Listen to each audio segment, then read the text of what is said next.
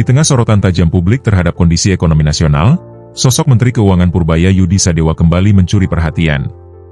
Suaranya kali ini terdengar lebih berani, lugas, bahkan dianggap sebagian pihak sebagai refleksi jujur dari perjalanan ekonomi bangsa dalam 2 dekade terakhir. Dalam Forum Investor Daily Summit 2025 yang digelar pada Kamis, 9 Oktober 2025, Purbaya mengurai dengan gamblang perbandingan ekonomi di bawah 2 presiden besar Indonesia Susilo Bambang Yudhoyono dan Joko Widodo. Ia menilai, masing-masing pemimpin memiliki pendekatan dan strategi tersendiri dalam mengelola perekonomian. Namun jika dilihat dari kacamata data dan realitas sosial, masa pemerintahan SBY dinilai lebih baik dalam menumbuhkan kesejahteraan rakyat. Kalau dibandingkan, ekonomi Indonesia masih lebih sehat saat dipimpin Pak SBY, ujar Purbaya tanpa tedeng aling-aling. Menurutnya, pada era SBY, 2004-2014, denyut ekonomi nasional terasa lebih hidup. Pertumbuhan ekonomi kala itu mendekati 6%, peredaran uang mencapai 17%, dan penyaluran kredit tumbuh hingga 22%. Semua itu menunjukkan ekonomi yang bergerak dinamis, ditopang kuat oleh sektor swasta dan investasi domestik yang menggeliat.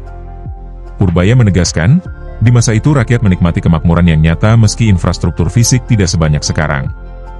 Namun situasi berbalik ketika membahas era Presiden Jokowi, 2014-2024. Purbaya menilai, perekonomian Indonesia di masa Jokowi justru terlalu bergantung pada belanja infrastruktur pemerintah, sementara peran sektor swasta melemah.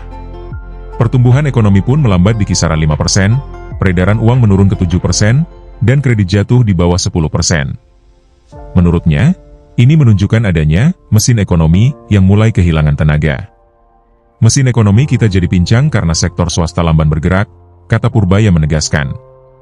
Ia menyebut, perbankan di era Jokowi kerap menahan diri karena kebijakan moneter dan keuangan yang terlalu ketat.